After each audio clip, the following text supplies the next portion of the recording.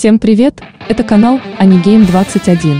Подписывайтесь, ставьте лайк, нажмите на колокольчик, чтобы не пропустить следующее видео, и оставьте комментарии, и мы начинаем. Читаем продолжение манги One Piece, глава 1061, называемая «Остров будущего. Яичная голова». На обложке показано мини-сериал «Невозмутимое путешествие Джерма 66», часть 19, и там сказано «Пора бежать». Ниже и Яджи свободны. На первой странице Луфи спасает выскочившего человека и Чоппера. Луфи, летя по воздуху, говорит, кто это. А Бонни очень напугана. И далее Бонни говорит, что она спасена, и потом говорит про какого-то монстра. Она смотрит вниз с опасением. И говорит, он все еще под нами. Бонни говорит, посмотрите вниз, а команда Луфи с трудом услышали и поняли.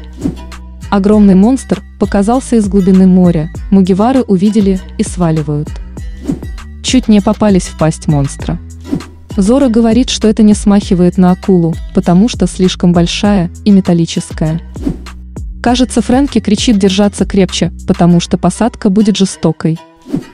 Джимбей увидел, как Луфи и остальные упали в воду.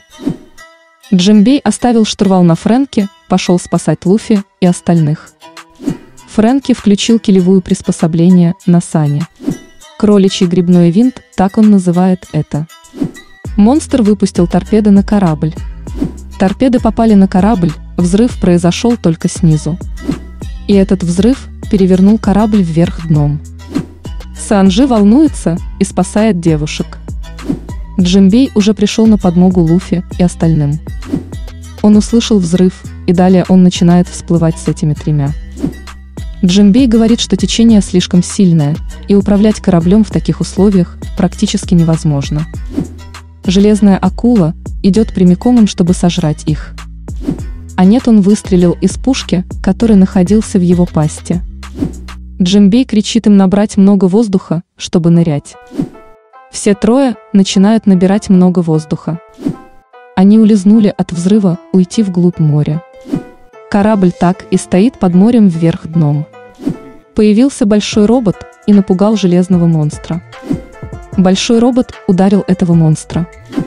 Мугиварсы почти задохнулись от нехватки воздуха.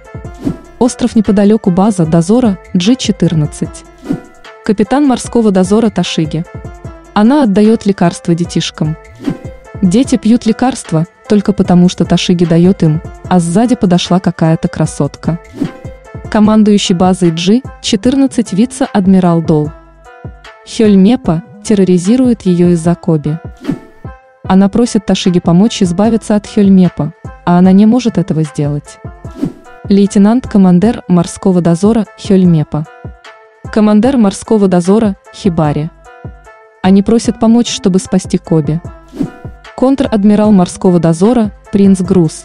Хёльмепа и девчонка просят помочь этого принца.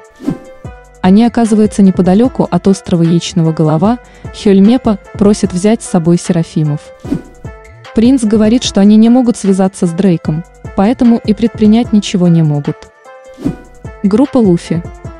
Бонни объясняет, что она тоже из худшего поколения, как и Луфи, а он забыл этого. Бонни сидит без одежды, потому что промокла, и объясняет, как ее зовут, и что они враги, но поблагодарила его за спасение, а Луфи говорит без проблем боги. Она не верит, что он Йонка. Она говорит про постер, где Луфи изображен с белыми волосами, что из-за этого газеты подняли шумиху. И Луфи объясняет, что он так выглядит, когда становится полностью свободным. Она не понимает, и Луфи не волнуется за команду. Она даже не верит, что рыцарь моря Джимбей в его команде. Джимбей спрашивает, где ее команда. А она говорит, что приплыла сюда одна, потому что монстр сожрал его команду, и еще она тоже проголодалась. Луфи тоже хочет есть и захотел найти ресторан. А она объясняет, что здесь нет ресторанов, потому что это правительственный остров.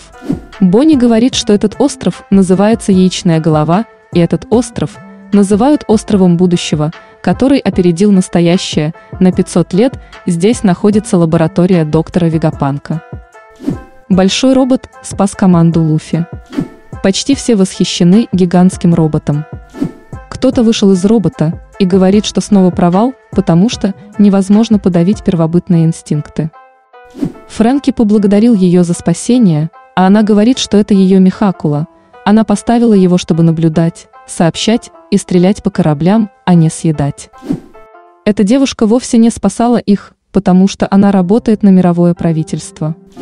Она говорит, что они могут назвать ее доктором Вегапанком. На этом все, глава заканчивается. Продолжение будет в следующем видео. Не пропустите. Подписывайтесь, ставьте лайк, нажмите на колокольчик, чтобы не пропустить следующие видео, и оставьте комментарии. Всем пока!